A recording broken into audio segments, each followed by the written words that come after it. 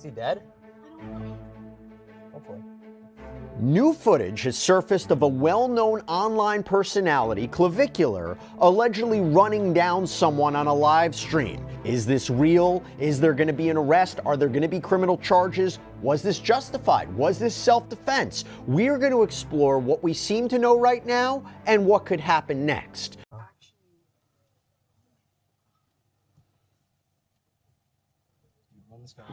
Oh my fucking Start driving with this guy in the car. Drive. Oh my fuck. Oh my god! You probably just ran him over.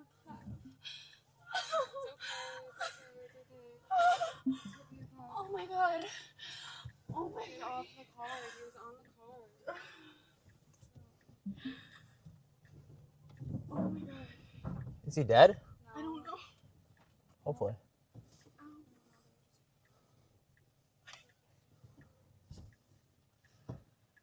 All right, everyone, let's talk about the latest update in the Clavicular situation.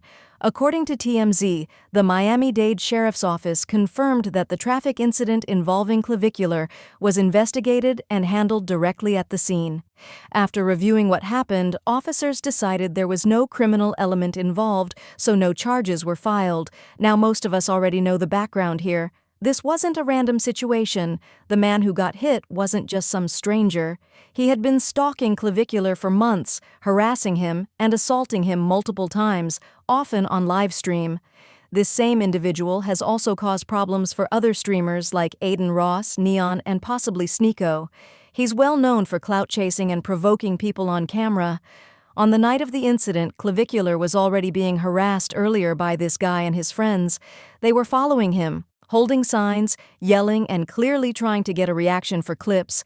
As the night went on, Clavicular became more and more irritated. Eventually, things escalated. The guy jumped onto the hood of Clavicular's car and even climbed onto the roof. At that point, Clavicular snapped, hit the gas, and drove forward. The man ended up getting run over. This all happened in Florida. Here's my honest take. If this had been a completely random person with no history of stalking or assault, I would have said Clavicular went way too far. No question. But context matters. This was someone who had been harassing and assaulting him for weeks, even months. If I put myself in his position, and I'm not an angry person either, I can understand reaching a breaking point. Most people would.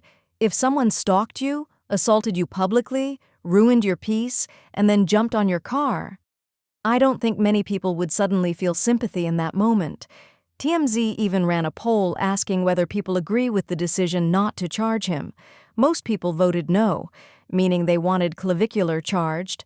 I personally voted yes, mainly because I wanted to see the results. The poll had over 5,000 votes, and the opinion was pretty split. Some comments were saying this was murder. Others pointed out that Florida law allows people to protect themselves in situations like this. One person said, "Don't do stupid stuff and you won't get run over." Another pointed out how strange it was that so many people were defending a known stalker. What really set people off was Clavicular's reaction afterward. He was overheard saying something like, "Is he dead?" Hopefully.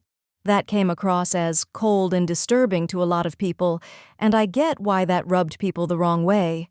Now, something important to mention, and I know this part makes people uncomfortable. Clavicular has openly said that he is autistic. He's talked about it multiple times, even making videos about struggling socially and trying to appear more neurotypical.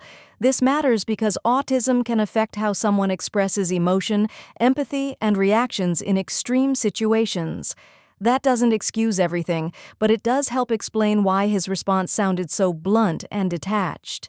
Not all autistic people are the same, but for some, emotional expression doesn't come out the way people expect. I'm not saying people have to like him. I'm not even a fan of Clavicular myself. I disagree with many of his takes, but I can still be objective and say that expecting empathy for someone who stalked and assaulted you repeatedly is unrealistic. Since then, Twitter has turned this into a meme war. People are roasting his appearance, calling him a fake look-smaxer, comparing him to Tony Soprano, and obsessing over his body, height, and genetics. Honestly, the internet's obsession with looks has gone way too far. There's even talk of him wanting leg-lengthening surgery just to be taller, which is wild to me.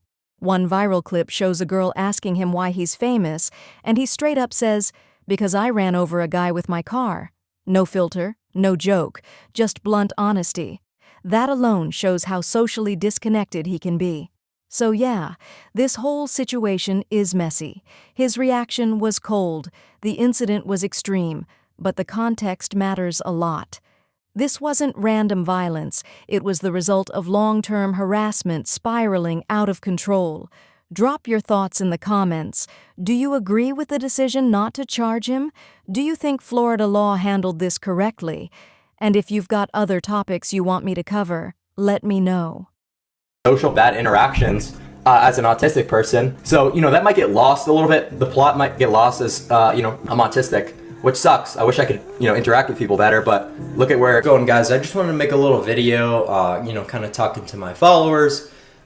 Maybe because I could offer some advice, because I've dealt with a lot of issues with, neurodivergency and that kind of shit. So hopefully this video could help you out a little bit and help you work on being more NT, more sociable. And Who are you? Clavicular. Why are you so fancy and popular? It's because I ran over a guy with my car. Why?